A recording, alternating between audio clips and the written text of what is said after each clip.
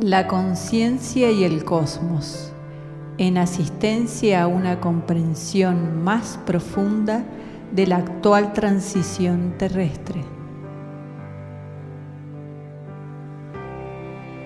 Un estímulo que acompaña al peregrino en su retorno hacia la morada cósmica.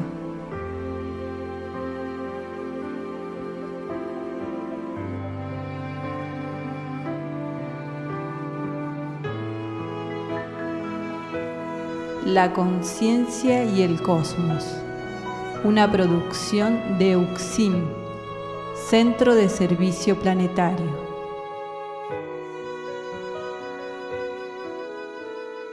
Un camino hacia el propio cosmos interno.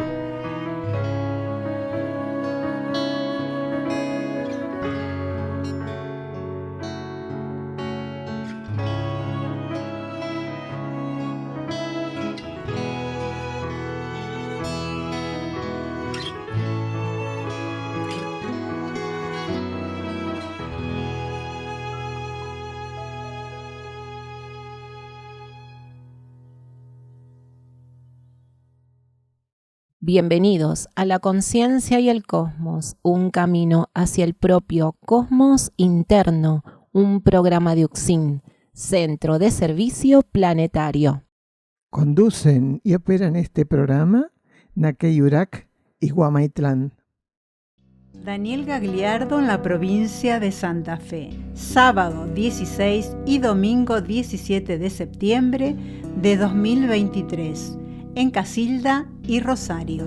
Encuentros de profundización de las leyes espirituales y la vida cósmica.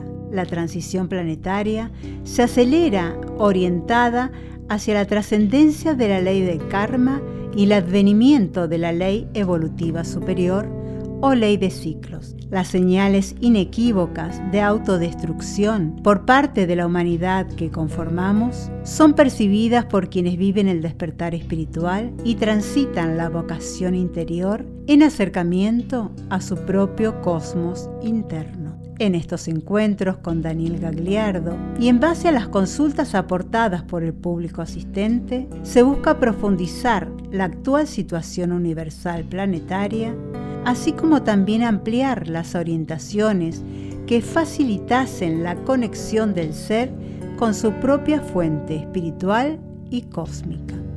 Algunas de las temáticas que suelen tratarse son la presencia y asistencia de civilizaciones intraterrenas y extraterrestres, operación rescate, evacuación, transmigración y destino de los seres de superficie, ser prácticos espirituales, alimentación evolutiva, el nuevo código genético, nacimiento de una nueva humanidad, la importancia del trabajo grupal evolutivo para la humanidad, junto con otra cantidad profusa de temas inherentes a la instrucción espiritual del ser. Casilda, sábado 16 de septiembre en Biblioteca Popular Carlos Casado, Boulevard Lisandro de la Torre 2369. Convocatoria 16:30 horas. Comienzo 17 horas. Contacto Facebook e Instagram UXIN Casilda. Mail uxincasilda@uxin.org.ar. Teléfono, WhatsApp y Telegram más 549 3464 520277 y 3463 549897. Y en Rosario, domingo 17 de septiembre en Biblioteca Popular Sargento Cabral, Club Policial de Rosario, Mitre 260, piso segundo. Convocatoria 16:30 horas. Comienzo 17 horas. Contacto Facebook e Instagram UXIN Rosario. Mail uxinrosario@uxin.org.ar.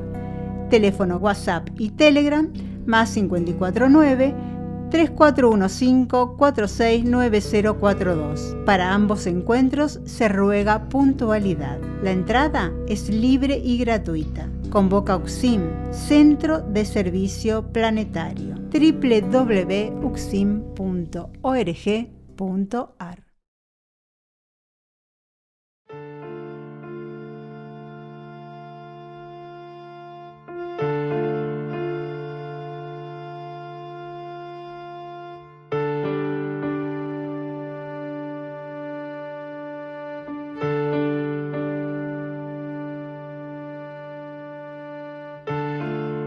El ser humano debe comprender y ubicarse con firmeza en la etapa que está transcurriendo el planeta Tierra.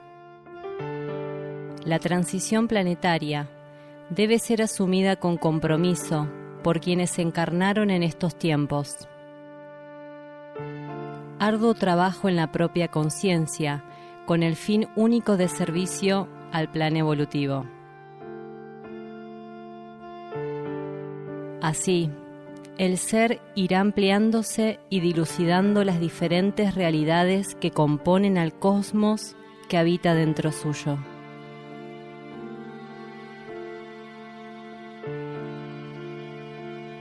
Una cantidad impensable de conciencias de diferentes grados evolutivos coexisten más allá de la materia, resguardando la vida en todas sus formas y asistiéndonos, así como a los diferentes reinos que se expresan en el planeta, para avanzar en el camino de la evolución. Conciencias extraterrestres e intraterrenas, entre otras, conforman la diversidad de seres que interactúan ocultamente para una humanidad en general sumida en densos patrones de conducta e incapacitada para percibir el propósito de su encarnación.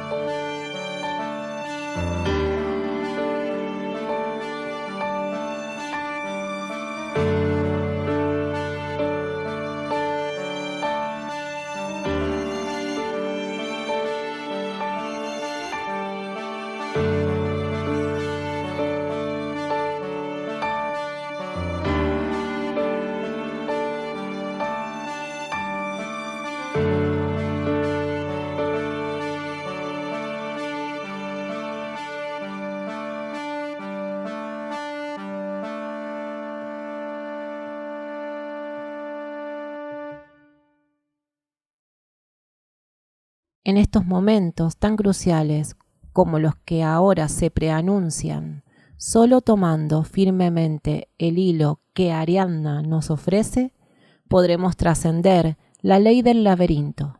Antes de asumir los caminos del cosmos y la eternidad, debemos vencer en nosotros mismos a Minotauro, no como una sencilla partida de caza o incluso una ambiciosa especulación de orientación espiritual, sino como el despejamiento y disponibilidad de nuestro ser hacia la vida creativa, única energía capaz de proyectarse por medio de aquello que al vencer le ofrendamos de manera correcta. De la página 72 del libro Por el amor de Ariadna, de Daniel Gagliardo.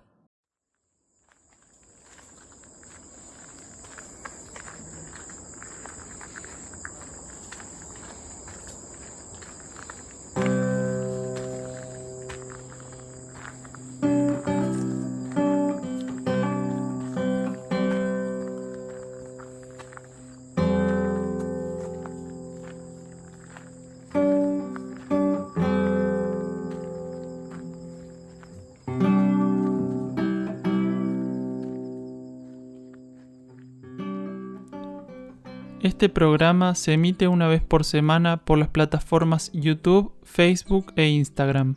Contacto +549 3548 409936 por WhatsApp y Telegram. Están realizados en base a los estudios de cosmosofía que Daniel Gagliardo ofrece en UXIM, Campo Sierra del Cielo, así como también lecturas y reflexiones sobre el material de UXIM, Centro de Servicio Planetario.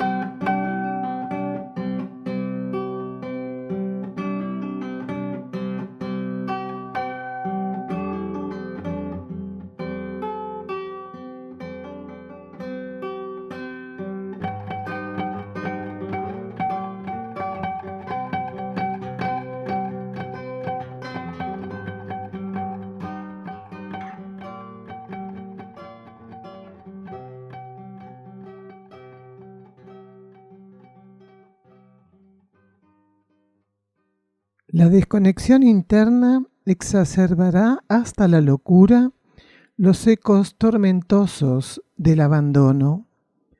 Solo la mano diestra sofrenará el curso del desvío. Precisa desde el otro lado de los espejos, mas su gloria impondrá destino valedero también a aquello que del único destino buscaba poner distancia. Mensajeros del Fuego, de Daniel Gagliardo, página 20.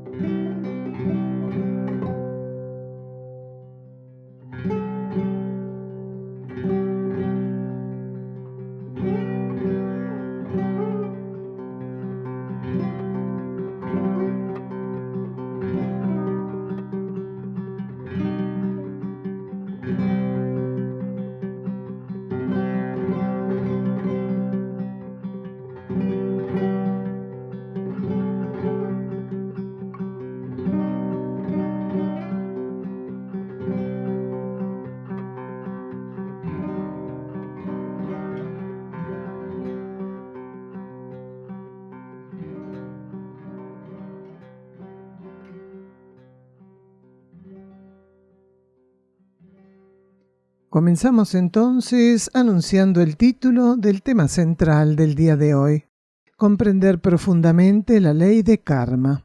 Es el segundo programa que estamos realizando del estudio que Gagliardo diera en Sierra del Cielo el 10 de julio de 2021, y el primer bloque lo titulamos La energía monetaria pasó a ser un fin, y un tema más: trabajo monádico en la materia.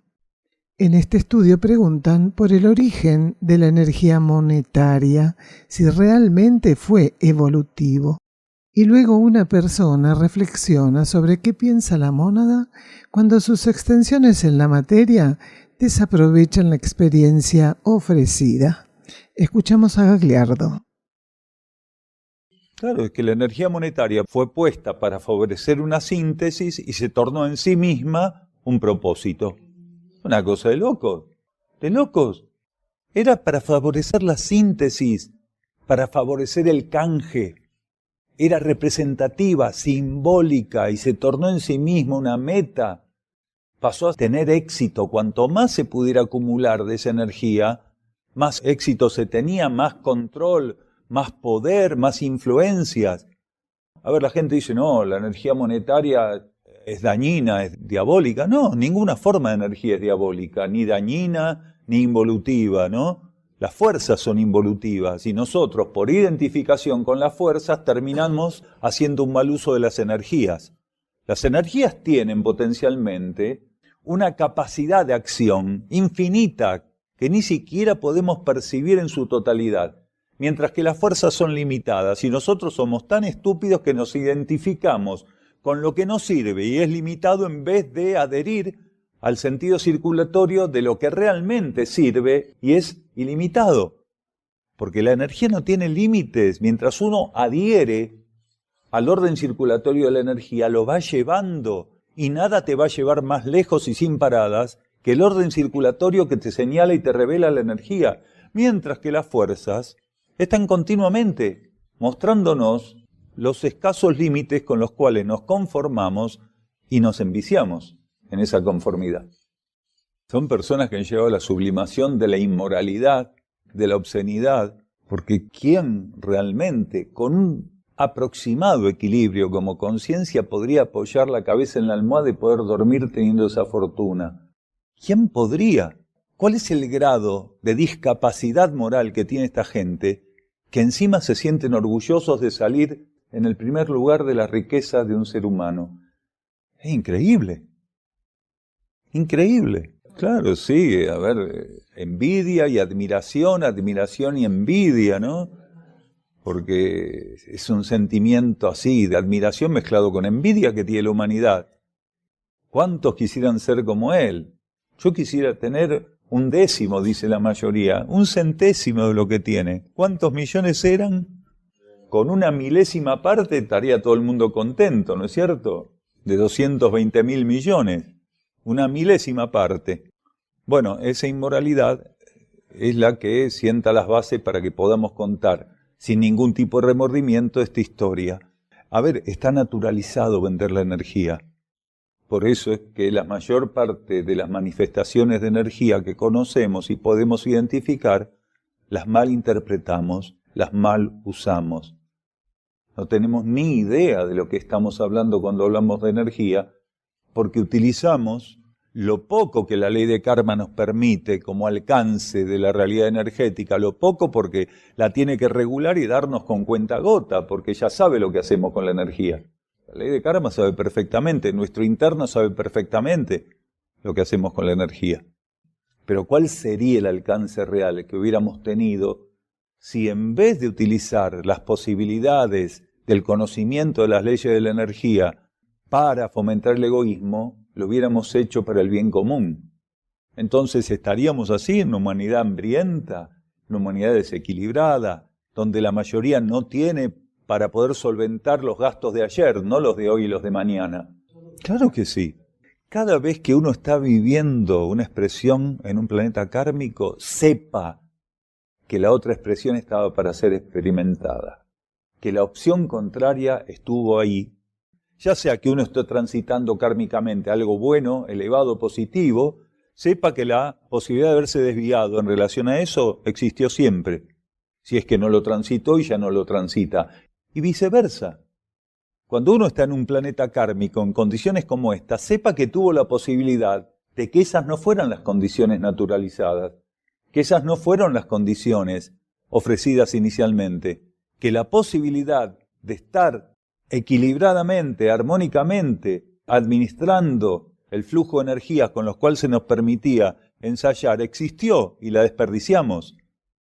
Eso lo tenemos que saber por añadidura, porque la ley de karma trabaja con polaridades. Si uno está ensayando una polaridad, sepa que podría estar en otra o que pudo estar en otra. Sí, sí. Es posible que vaya al reino mineral, pero la parte del granito, no del oro, porque si no, no va a poder purificar toda la tendencia que tuvo. Ni oro, ni plata, nada de eso. No. La mónada afortunadamente no razona, porque trascendió todo eso. O sea, la mónada es un núcleo de conciencia que tiene un funcionamiento que para nosotros es imposible de imaginar, porque nosotros no podemos imaginar la vida sin el razonamiento, sin el sentimiento asociado al razonamiento y sin la acción en representación de ese funcionamiento psíquico dual, pensamiento-sentimiento. La mónada tiene otra relación con la realidad. Entonces, la mónada, si de algún modo la administración de energías hacia la materia no da cierto tipo de resultado, de consecuencia, la mónada sigue cumpliendo firmemente su relación con las leyes monádico-cósmicas. Entonces, ¿qué es lo que pasa? La conciencia logoica, el aura de la jerarquía donde la mónada está instalada haciendo su experiencia evolutiva, van a administrar las consecuencias de aquello que transitoriamente la mónada no pudo resolver, por más que administró del mejor modo esas energías hacia la materia, hay algún aspecto de la experiencia evolutiva que no se pudo resolver. ¿En base a qué? En un universo como este, que tiene afluentes de tandas monádicas diversas y con cierta periodicidad a lo largo de toda la historia del sistema solar en nuestro planeta. Entonces, los conjuntos de mónadas, que forman gran cantidad de conjuntos monádicos, de tandas monádicas que han llegado al planeta a hacer experiencia evolutiva, los conjuntos de mónadas están hoy, en esta transición planetaria, a expensas de esa heterogeneidad evolutiva, donde hay mónadas que tenían experiencias para poder trabajar con ciertos voltajes de materialidad y de presencia de fuerzas involutivas, y otras con otras capacidades diferentes. Entonces hay mónadas que en base a su trayectoria evolutiva, incluso esta congestión de fuerzas involutivas en la materia no les impide hacer su trabajo de influencia, de una cierta conducción con suficiente garantía en el ego y la personalidad, pero otras que han venido con, digamos así, un potencial evolutivo más medido, se encuentran que las fuerzas involutivas que están presentes en la superficie del planeta están crecidas 100 veces en relación a lo que tenía que ser. Entonces no tienen manera, porque su experiencia evolutiva no les permite conducir de un modo efectivo al ego y la personalidad, por más que tenga un alma individual. Esa alma individual que tiene que administrar energías de flujo monádico, adaptarlas para el ego y la personalidad, pero en el contexto del campo de fuerzas, de la capa psíquica, le es muy difícil. ¿Por qué? Porque la mónada no tiene el desenvolvimiento de otras mónadas que también están presentes en la superficie de la Tierra. Y si esa mónada no tiene el potencial del grupo de mónadas más elevado de la superficie, el alma tampoco tiene el potencial de almas más elevadas, que son herramientas directas de la conciencia monádica. Entonces nos encontramos que el 90% de las mónadas de la superficie del planeta están en inferioridad de condiciones para poder ser rescatables. ¿Por qué? Porque no pueden resolver el desastre que se armó en el crecimiento de las fuerzas involutivas. Las fuerzas involutivas tienen un límite muy puntual, quiere decir, no son energías inteligentes, pero se reproducen como conejos, sobre todo cuando tienen personas como nosotros que las dejamos todas juntas, las tiramos, las alimentamos, hasta las amamos. A ver, la filosofía existencial que existe en este planeta es de un amor compulsivo y animal en relación al referente que representan las influencias involutivas sobre la conciencia humana. No es que nos da asco y no sabemos qué hacer con eso. Al contrario, si el 90% está chocho con eso. Por eso lo alimenta tanto y tanto y tanto y tanto. Es más, hay seres que conscientemente buscan hacer una diferencia moral, ética, y están tan confundidos que cada vez que buscan confirmar la concreción de esa diferencia, alimentan las fuerzas involutivas. Sí, pero la mónada tiene la posibilidad de asistir siempre. La mónada no baja la guardia jamás, no tiene la posibilidad que tiene el ego y la personalidad de fluctuar. La mónada, a medida que avanza en la sintonía de las leyes monádico-cósmicas, se sostiene y va evolucionando continuamente. No para, no hay desarmonía, no hay nada de eso. Entonces, si en el marco de sostenerse en el contexto de las posibilidades logóicas que se le ofrecieron, necesitara volver a otro tipo de contexto sistémico y planetario, va y hace lo mismo que hizo en el anterior, todo lo que está a su alcance. Solo que, como decíamos, si en uno de los planos o uno de los conjuntos de planos, como es el campo tridimensional, que está compuesto por 3 niveles, hay dificultades, graves dificultades, la densidad psíquica es enorme, la densidad de la materia psicofísica es enorme, esa densidad, la mónada no puede con su conocimiento administrar la presencia de sus trajes ahí. No sabe cómo resolverlo. ¿Por qué? Porque está desfasado el alcance cósmico que tiene, cósmico monádico, y el alcance kármico al cual llegó la densidad psicofísica de esos niveles. Entonces hay un desfasaje. A ver, la mónada no se preocupa, la mónada no se distrae, la mónada tiene un comportamiento perfecto, porque todas las experiencias estúpidas están para ser hechas acá, no allá. ¿Se entiende? Entonces, pobre la mónada no. La mónada no pudo. La mónada acoge continuamente, sintoniza continuamente toda la corriente de vida cósmica que se le presenta a través de la jerarquía. Acá no es rescatable, no pasa nada. La mónada en sintonía absoluta es llevada a otro universo planetario y con un equilibrio perfecto en el aura de la jerarquía que la traslada a ese universo, sigue su camino.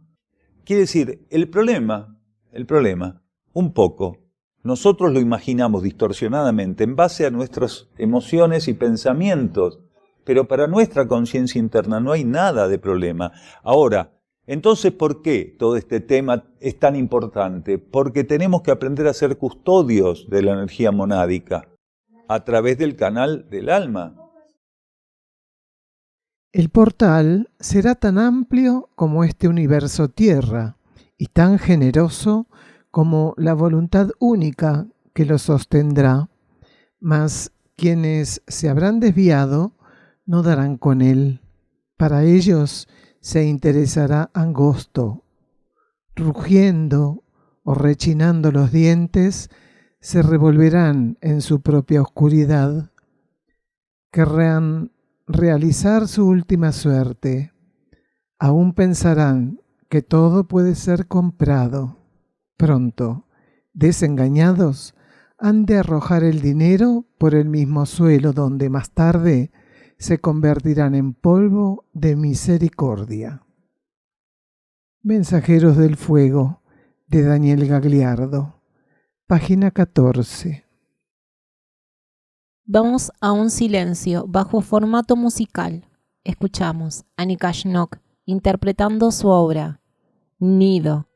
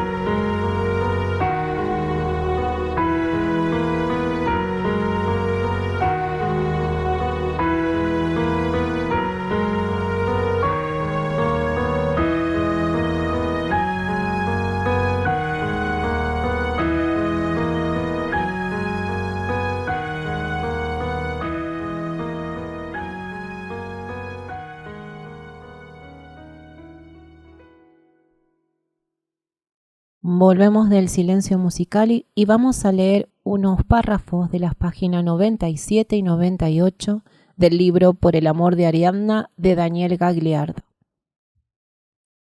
Los nuevos patrones de energía que rigen a escala polar nuestro planeta expresan condiciones óptimas para sustentarnos en una nueva búsqueda interna. Quien pudiera sostener en el grado adecuado su desidentificación con respecto al campo psíquico propio y del orbe en general, estaría en condiciones de avanzar bajo la guía más precisa que los tiempos de transición ofrecen, el núcleo interno del individuo. De ese modo, quienes, ahogando la posibilidad de recurrir a tan precioso recurso evolutivo, otorgan conductivo protagonismo a elementos con los que, más tarde o más temprano, deberán ensayar la sumatoria de mutuos defectos y desvíos, complicaciones kármicas que demandarán la utilización de un puntual caudal de energías.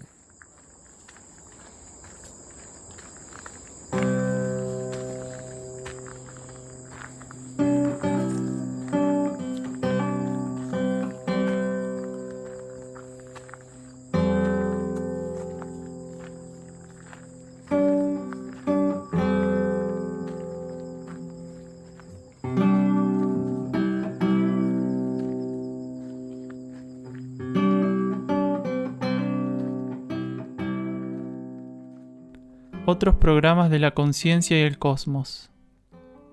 En Buenos Aires, Los Cardales. En Europa, Portugal y Bulgaria. Grupos de trabajo interno UCSIM en el mundo. Argentina, Uruguay, Portugal, Bulgaria, Chipre, Francia y Alemania. www.ucsim.org.ar. Podés encontrarnos en Facebook como La Conciencia y el Cosmos y también como UCSIM, Centro de Servicio Planetario. En Instagram, @La Conciencia y el Cosmos, @UCSIM Cosmosofía, @Daniel_D_UCSIM. En YouTube, UCSIM Cosmosofía y La Conciencia y el Cosmos.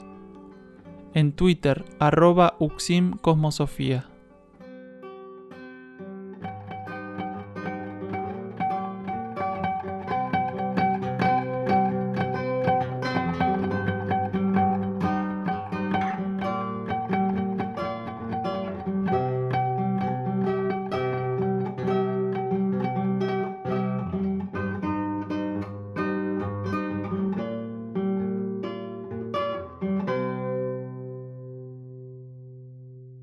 Entramos en este segundo bloque del programa del día de hoy, titulado Comprender profundamente la ley de karma.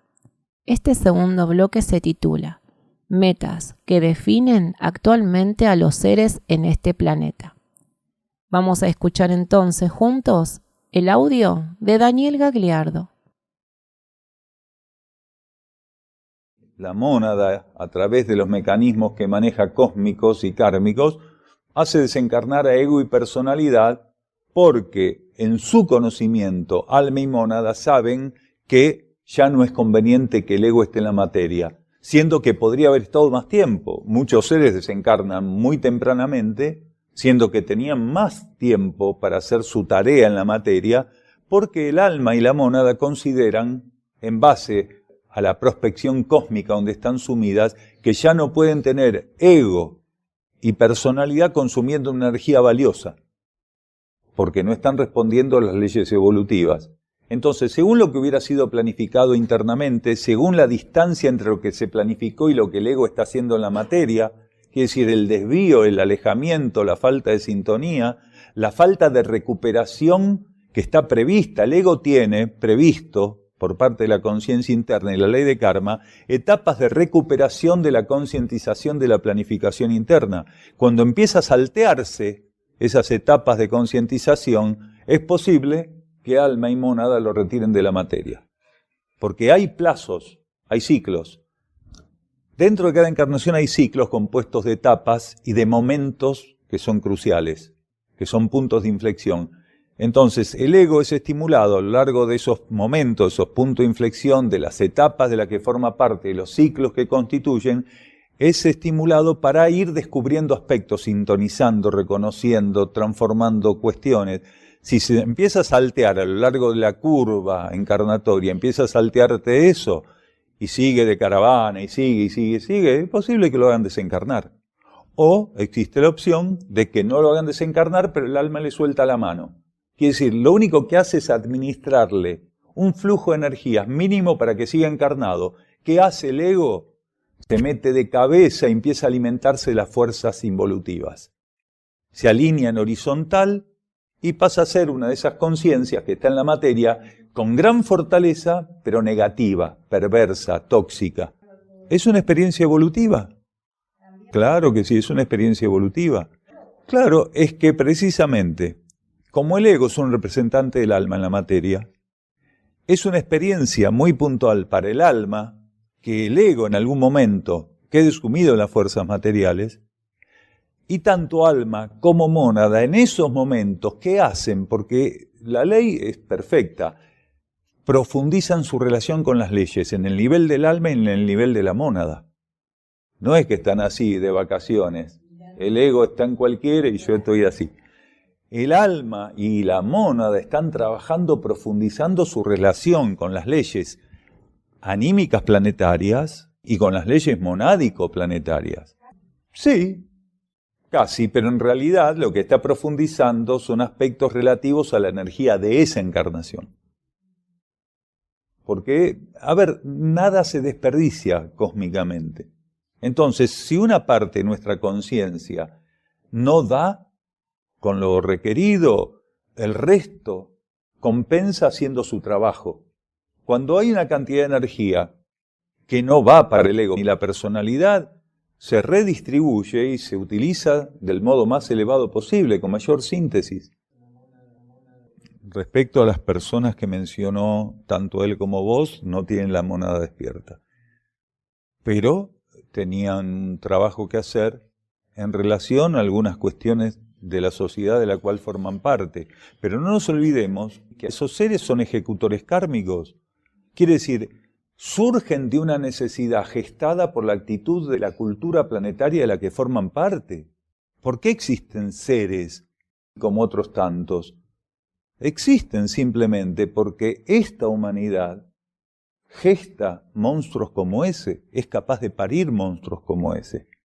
Nuestra humanidad atrae ese tipo de posibilidades. Entonces, es capaz de parir lo que después las va a poner en la guillotina, porque estos seres, para juntar todas esas fortunas, y no son solo, hay miles más, que no hace falta tener 2.000 o 220.000 millones, hay miles, cientos de miles, hay millones de seres dentro de estos 7.700 millones que somos en la superficie del planeta, que comparten esa inmoralidad, solo que por motivos kármicos no fueron tan exitosos para llegar a esa bruta cantidad que tienen los primeros 20 magnates del planeta. Pero no dejan de ser más inmorales, porque la inmoralidad no se mide solo en la capacidad de guardar bienes materiales egoístamente, sino de la ambición con que los buscas. Y hay gente que tiene en el banco 100.000 pesos y tiene la misma ambición que estos. No van a ser más rescatables que estos tipos, porque lo importante es lo que ambicionan, cuáles son sus metas. Pero eso siempre hablamos, no de lo que tenés, sino de si tus metas personales, egoístas, son las que están presentes en tu vida. Porque lo que tenés, la ley de karma, te lo deja tener o no te lo deja tener, o mañana te da 10 veces más de lo que ambicionás, a ver qué haces cuando te lo da. Pero lo importante, ¿cuáles son tus metas? ¿Son universales, altruistas, o son metas personales, egoístas, individuales? Entonces, cuando vos trabajás en relación a esas metas, es donde estás mostrándole a la mirada cósmica lo que se llama comúnmente tu hilacha. Ahí mostraste el hilacha. Ante la ley, ahí mostrás la hilacha, no lo que tenés, porque lo que tenés te lo da la ley de karma en función de un entramado y de la relación social dentro del entramado, porque vos vas a ser un ejecutor kármico con eso. Pero lo importante para todos es cuál es nuestro propósito, nuestras metas, individuales, egoístas, personales o altruistas, solidarias y universales. Eso es lo que define los seres en este momento del planeta. Bueno, este grupo tiene una historia de donaciones. Desde que se formó, nosotros formamos parte de una red de donaciones. Por momentos fluye más o menos, porque nadie sabe cuándo van a llegar cosas o no. Pero este grupo siempre tuvo una red de donaciones activa, mantuvo siempre una red de donaciones activa. Si nosotros percibimos que algo lo vamos a utilizar al corto o al mediano plazo, lo reservamos y lo utilizamos. Pero si nosotros en el momento en que estamos ante un afluente determinado percibimos que eso no es estrictamente en su totalidad para nosotros, entonces toma el canal de esa red y se distribuye. Incluso el centro llegó a tener en algunos momentos simbólicamente comportamientos que desde un punto de vista hasta serían irracionales. Recuerdo una época, la mayoría de los residentes jóvenes esto no lo vivieron, pero acá teníamos un solo vehículo. Era el único vehículo que había en este lugar. Y recordamos que había unos vecinos que estaban en problemas para moverse y el centro le donó el único auto que tenía. O sea, no utilizamos un mecanismo racional egoísta, sino que le entregamos el único auto que teníamos, se lo dimos en donación y decía, ¿pero qué le llegó otro auto? No, y se quedaron rascándose la cabeza. Ahora, si la indicación interna es esa, hay que obedecer, simplemente eso. Si nosotros hubiéramos dicho, estos vecinos tienen problemas, bueno, si tuviéramos otro auto le damos. La indicación interna fue entregarles ese auto. ¿Quieren saber cómo siguió la historia? En 2 meses apareció un auto donado acá. Y después llegaron otros vehículos en donación y otros vehículos en donación. Pero en ese momento era el único vehículo que había acá. No sería una 4x4, pero iba y venía. Despacito, pero iba y venía. Era otra entrada porque las inundaciones nos van cambiando las entradas, como para que no nos cristalicemos con una sola entrada. Así, en 300 metros variamos de entrada varias veces. Bueno, eso está mostrando que si uno se queda tranquilo porque tal cosa, y no, a veces la indicación es esa. El hermano estaba hablando que nos habíamos quedado algunos sin nada. Entonces, en un momento dado, nos pasó lo mismo a nivel individual que a nivel del auto, que era grupal. Nosotros teníamos un par de zapatos y un par de medias muy buenos y se lo entregamos a un residente que estaba acá. Y él dijo, pero esto está nuevo. Era el mejor par de medias, el mejor par de zapatos que teníamos. Pero sentimos que era para él. No importaba si estaba nuevo el par de zapatos, si lo habíamos usado poco, si las medias se habíamos usado 2 o 3 veces. Lo importante era que claramente era para él. Pero este tipo de funcionamiento, si uno no tiene obediencia y flexibilidad, no lo puede vivir como experiencia. No se puede vivir como experiencia. Para la mayoría de esas personas, esa cantidad de millones de seres que todavía tienen como meta los bienes personales, el dinero, el poder, es imposible pensar en las necesidades de otros, porque ellos se sienten ilusoriamente en una condición de necesidad tremenda, que satisfacer sus ambiciones. Entonces, no pueden entender las necesidades de otro porque están sufriendo por su propia necesidad de tener que seguir acumulando lo que los hace sentir bien, que para ellos es una necesidad llegar a esa acumulación, llegar a esos límites, tornarse popes del materialismo. Es una necesidad para esa gente. Entonces, uno dice, pero ¿cómo puede ser? Si tiene 10.000 millones de dólares, ¿cómo puede ser que no vea las necesidades de otros? No las puede ver, porque el término egoísta lo define todo, el término egótico lo define todo. El ego, lo único que puede concientizar y priorizar son lo que él cree que son sus necesidades. Y como contraparte, cuanto más egoísta sos, menos sabés de las necesidades, porque el egoísmo no te deja entender las necesidades, porque cuando estás centrado en tus deseos, confundís deseo con necesidad. Ambición con necesidad, compulsión con necesidad. Entonces, mientras sos compulsivo, estás manipulando todo lo que tiene que ver con tu vida por la compulsividad, el deseo, la ambición. Entonces, ¿cómo vas a entender que otros tienen necesidades? En todo caso, pensás que tienen las mismas que vos, que están ambicionando y que tienen que satisfacer sus ambiciones. Y en ese sentido, que cada uno haga su suerte, piense ese tipo de personas. Una persona muy egoísta, supongamos alguien que tiene cientos de millones y que padece una compulsión egoísta en esta encarnación. Vos decís, pero ¿no ve que el otro está muerto de hambre? ¿No ve que no puede pagar la luz? No se puede poner en la piel del otro.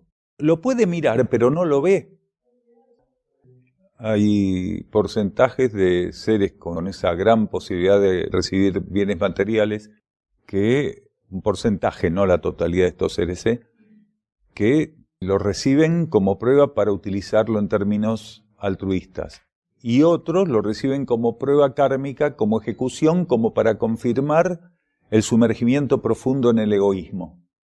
Entonces la ley de karma ofrece lo mismo con carácter antipódico. A uno, para que lo utilicen altruistamente, no quiere decir que lo van a usar. Y a otros, confirmándole la posibilidad de alcanzar al máximo sus ambiciones y deseos. Entonces le permite sumergirse en el materialismo, en el egoísmo, tornarse de paso ejecutores kármicos, como decíamos. Y entre los dos extremos hay una multiplicidad de grados, de graduaciones, de matices, ¿no?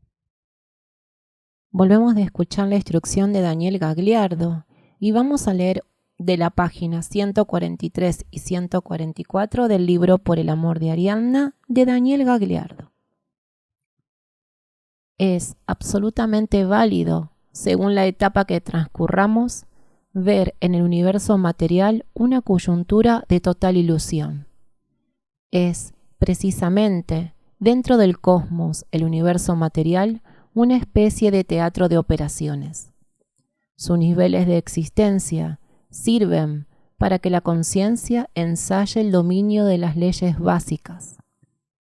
La regencia cósmica se sirve de una puntual y organizada red de energías condensadas de diversos grados, incluso algunas de ellas circulan en sentido absolutamente opuesto, tal como acontece con las fuerzas involutivas, que no son ninguna otra cosa que ilusión coordinada inteligentemente.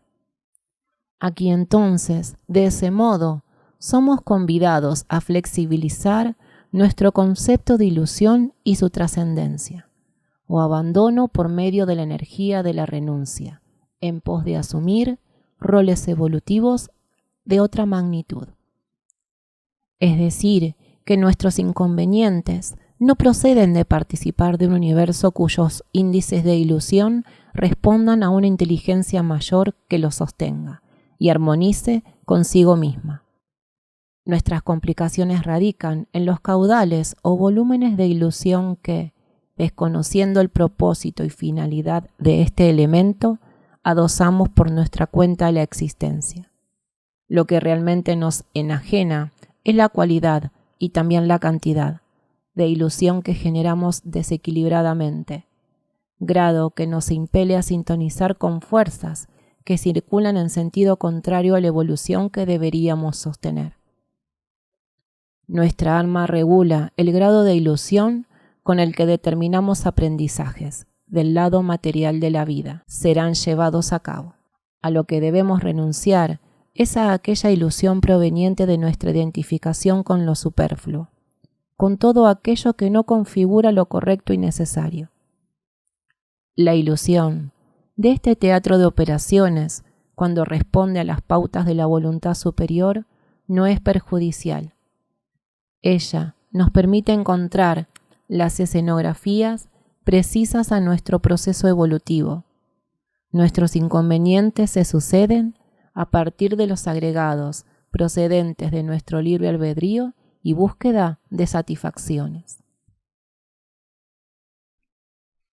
Nuestro hermano Guyanak interpreta en guitarra su obra Cuna.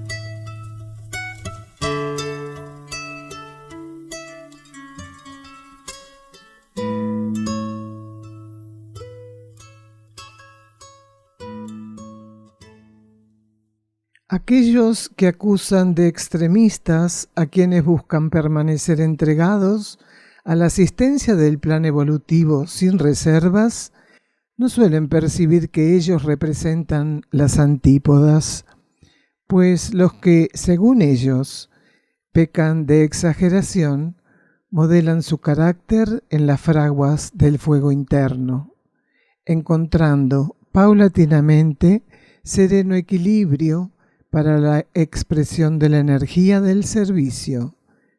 Mas los inquisidores, en sus propias vidas y hogares, se dan cita con ambos señores, denominando camino del medio al producto de su narcotizante tibieza. Mensajeros del Fuego, Daniel Gagliardo, página 24.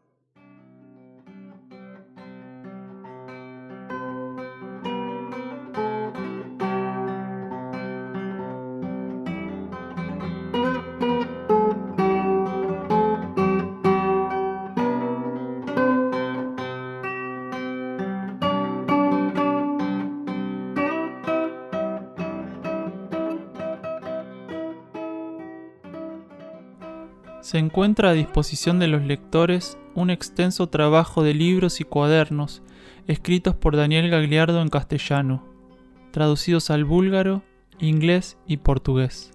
Los títulos son Mensajeros del Fuego, Alimentación Evolutiva, Cooperación entre reinos mediante la ingesta de alimentos, La Senda del Peregrino, Erx y la Revelación de Ancenusa, La Hermandad de la Luz, Versículos de Instrucción Profética, Colección Cuadernos La Luz del Peregrino, Apuntes para el Camino, Cuaderno de Notas.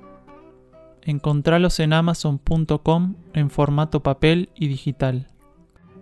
En castellano también en Mercado Libre y en la tienda de la página de Facebook Luz del Valle, literatura, audios y videos para un nuevo ciclo. También en YouTube, audiolibros en inglés y búlgaro.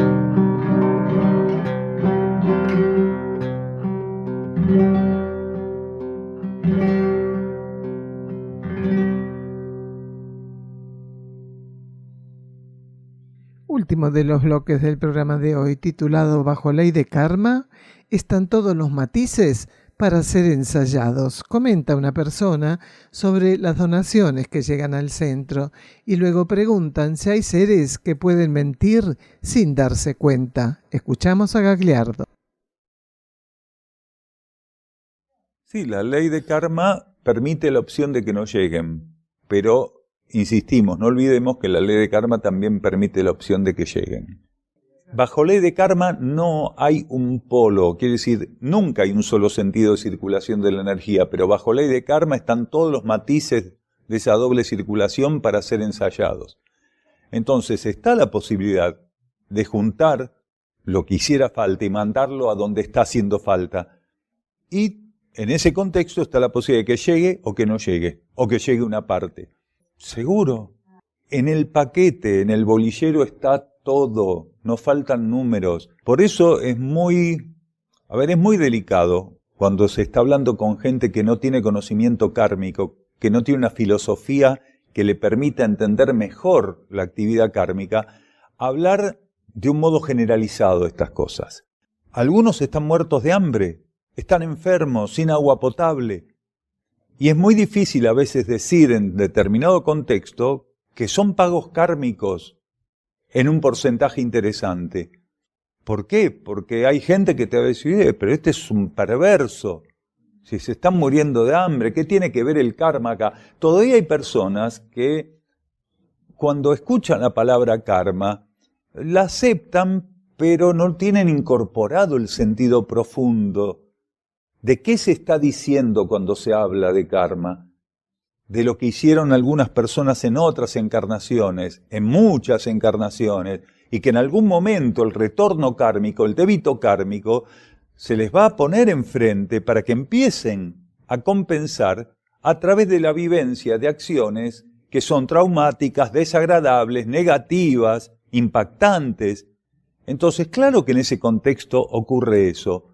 Del mismo modo que ocurrió en Auschwitz y en otros centros de reclusión, donde había personas que estaban siendo injustamente tratadas y otros estaban bajo ley de karma.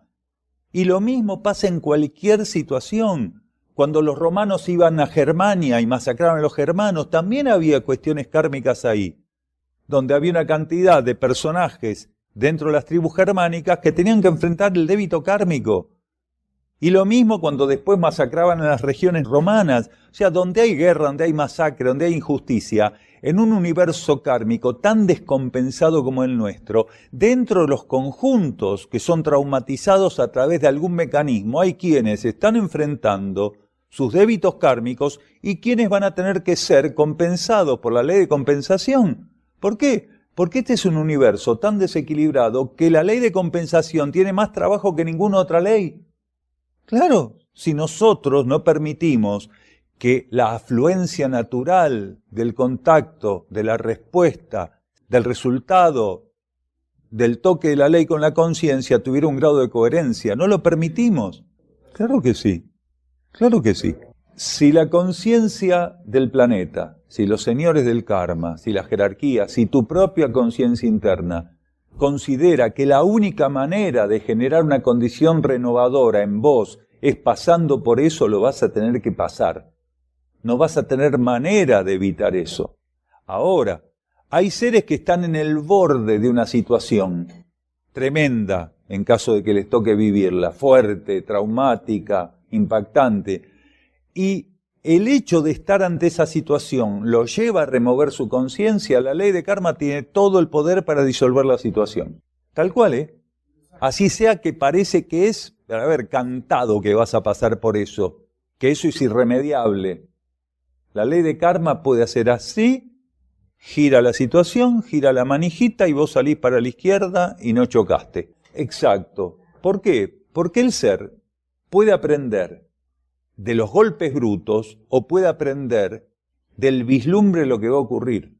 Y la transformación es tan vasta en cuanto a qué mecanismos va a utilizar para que la conciencia se despierte, que el ser, con un vislumbre determinado, le puede alcanzar para transformarse, no para especular, porque el que especula ante un vislumbre va a pasar por lo que tenga que pasar, porque el especulador va a seguir su camino en la purificación.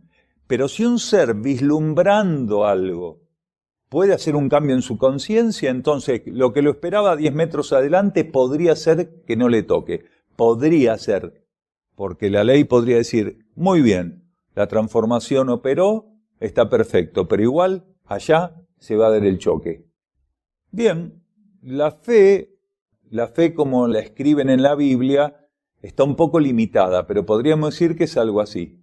Porque Jesús no podría hablar de transformación porque en ese momento la gente no hubiera entendido. Entonces el término fe era muy amplio, muy amplio. En esa época la fe era la creencia.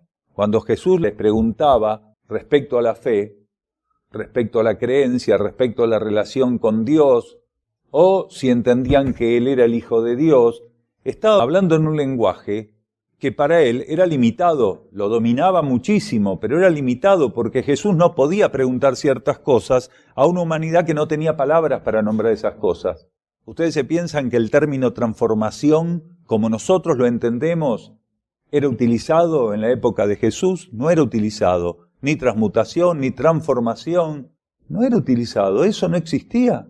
Era muy emocional la instrucción y había que hablar con palabras que fueron aceptadas por el cuerpo emocional, interpretadas por el cuerpo emocional. O sea, las palabras son conceptos mentales. Los ideogramas que conforman las palabras son conceptos de estructura mental. Pero para una emocional en ese momento, utilizada de esa manera, muy básico, pues las personas resolvían todo emocionalmente. Hoy también, la deuda sigue. Pero queremos decir que en esa época hablar de fe era la palabra justa. Jesús estaba usando la palabra justa, pero con un alcance que la superaba ampliamente, porque con esa palabra se refería a distintas cosas según en qué momento lo estuviera empleando. Por eso hablaba tanto en parábolas, porque las parábolas tienen un carácter simbólico que excede la sumatoria de las palabras con que se describe la parábola. Uno puede usar 20 palabras para una parábola, pero en realidad la parábola misma como energía excede la constitución gramatical. Te lleva a algo que es subjetivo. Sí, las parábolas que utilizaba Jesús en un sentido no eran reales, y sí en otro. Porque realmente, ¿cómo podemos definir que algo eso no es real? Personas que están buscando un factor filosófico más elevado pueden entender por realidad aquello que es útil al plan evolutivo. Entonces, por más que un cuento sea una edificación, si realmente es útil para ser operado como clave, como llave para la conciencia, es real. No es real cuando un cuento es el resultado de la influencia de las fuerzas disuasivas en el escritor. Entonces no es real. ¿Por qué? Porque le falta la contraparte superior de la energía, quiere decir el respaldo subjetivo a esa estructura gramatical que es el cuento. Entonces lo real es lo que es íntegro, lo integral es real, la cáscara es real cuando la esencia está sosteniendo y se está revistiendo con esa cáscara. Ahora, la cáscara es irreal cuando la esencia no está ahí estimulando esa cáscara para un fin determinado. Quiere decir, la cáscara es simplemente un reservorio de fuerzas involutivas, de fuerzas disuasivas. Entonces, un cuento puede ser una herramienta real de estímulo evolutivo, aunque el cuento en su totalidad no haya encontrado un parámetro de existencia como situación, pero sí fue herramienta de la energía para estimular de un modo en particular. ¿Qué es lo que estimula? La esencia, la energía que está presente en algo. Las palabras se usan para mentir o se usan para elevar e instruir. La palabra amor se puede utilizar para mentir o se puede utilizar para estimular la conciencia. Sí, claro, la mayoría. Porque la mentira está naturalizada en el contexto de una búsqueda de garantías, de seguridad, de placer que está tan instalado en la gente que miente sin darse cuenta. Bueno, eso que decís cuaja perfectamente con lo que nosotros decíamos. Indudablemente la ignorancia es el desconocimiento de una ley y, por carácter transitivo, el incumplimiento de una ley que uno desconoce. Entonces, removerse la ignorancia es un trabajo intenso de relación de la conciencia con la ley, ¿no? Con las leyes. Sí, afectivas, emocionales, filosóficas, ideales, ¿no? Doctrinarias. Es que en realidad nuestra trayectoria evolutiva hasta ahora, en el índice general de la humanidad de este planeta, es insuficiente, por lo cual cada uno de nosotros, dentro de su trayectoria evolutiva, ensayó la renuncia, el desapego, la desidentificación con algunas cosas y con otras no. Y como la conciencia es mucho más vasta que el índice con el cual trabajó. O sea, nuestra conciencia es mucho más vasta que todo lo que hicimos en nuestro pasado. Claro, nuestra conciencia es más vasta. ¿Por qué? Pues si todavía le falta al infinito para seguir evolucionando, quiere decir que la experiencia evolutiva que tenemos hecha, que está a nuestras espaldas, es mínima en relación a lo que nuestra conciencia es capaz de experimentar. Entonces, todos nosotros hicimos ensayos limitados y parciales con todo. Sí, nos permitieron llegar hasta acá, claro, sí, pero miremos quiénes somos.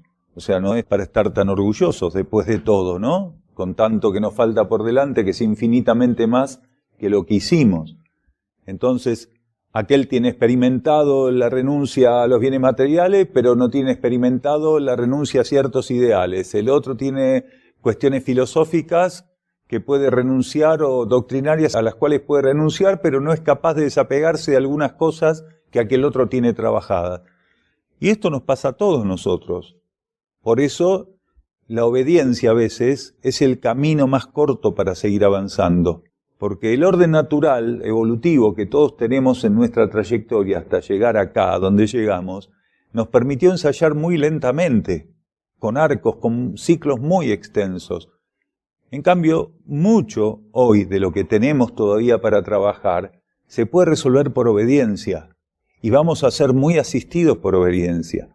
El ser, si es estimulado a hacer algo que va a implicar por carácter transitivo, que renuncie, que suelte, que se desapegue o que lo que fuera respecto a ciertas cuestiones, no puede esperar seguir el ritmo natural que lo va a llevar algún día a eso, no hay tiempo. Si realmente recibe la dádiva de percibir que su conciencia interna lo está estimulando algo, obedezca. Pero voy a sufrir como un perro. No, obedezca. Incluso esa posibilidad de que va a sufrir como un perro si obedece, está previsto lo que va a suceder con eso. Obedezca.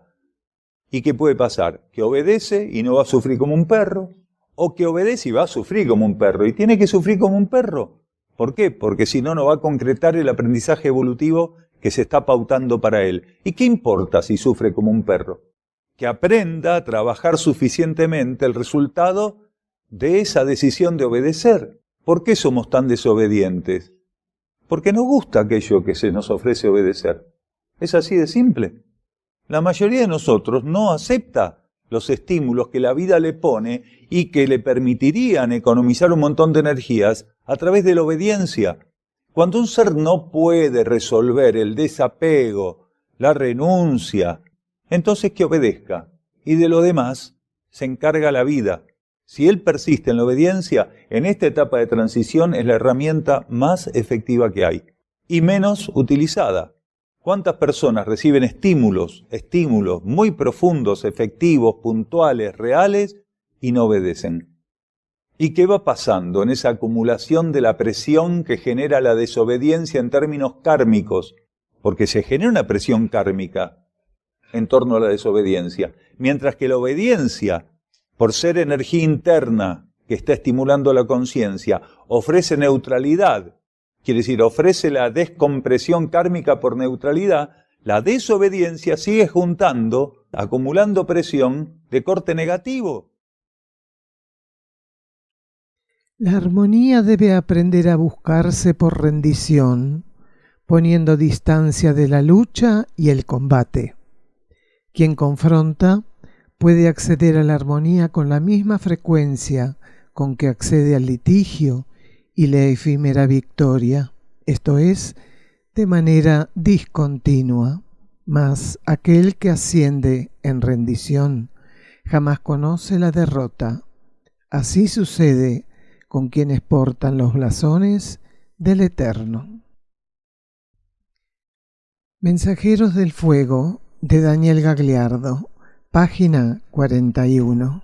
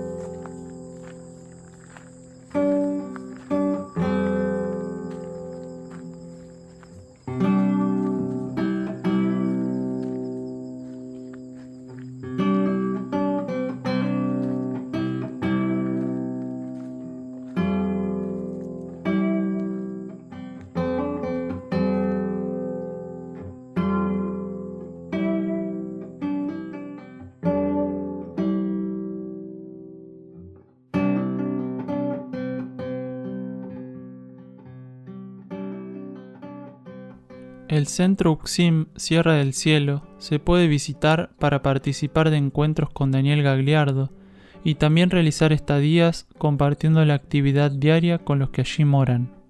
Se encuentra enclavado en las sierras de Córdoba, paraje Quebrada de Luna, camino a Ongamira, a 16 kilómetros de Capilla del Monte. Los encuentros con Daniel Gagliardo se realizan los miércoles a las 16:15 horas y los sábados a las 16 horas.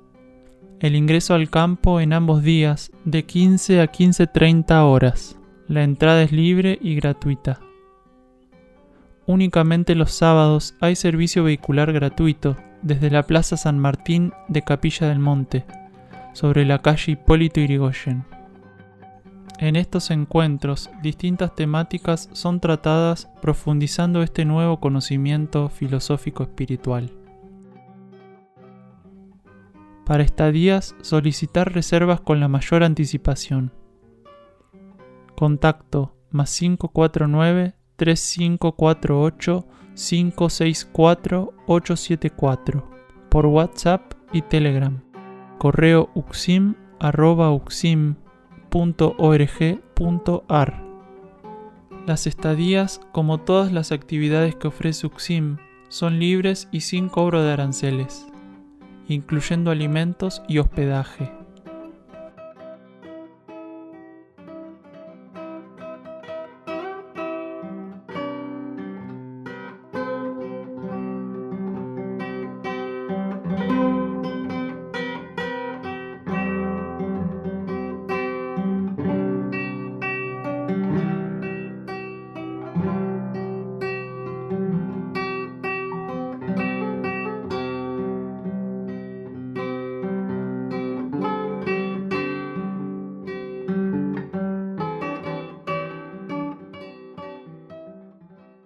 Adelantamos título del próximo programa. El Iruma, sello vibratorio de la entidad de Erx.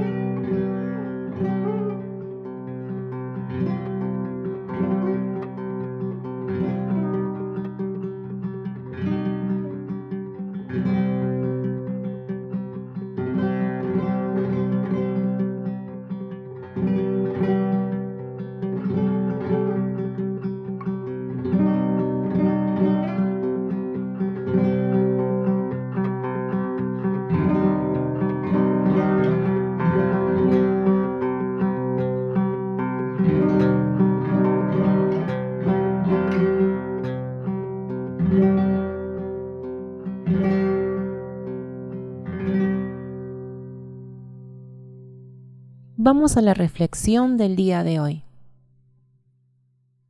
Mientras declaréis vuestro desprecio por las condiciones que presenta la vida en estos planos, no podréis trabajar para que lo divino que en ellos se oculta aflore. De la página 161 del libro Por el amor de Ariadna, de Daniel Gagliardo. Nos vamos, hermanos, de la conciencia y el cosmos, un camino hacia nuestro propio cosmos interno.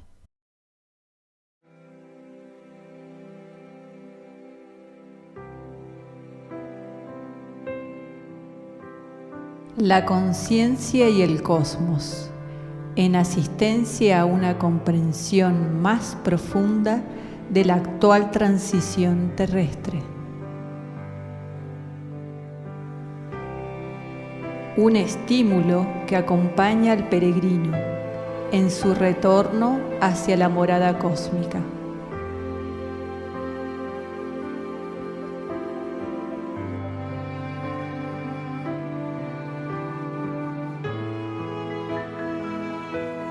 La conciencia y el cosmos, una producción de UXIM, Centro de Servicio Planetario.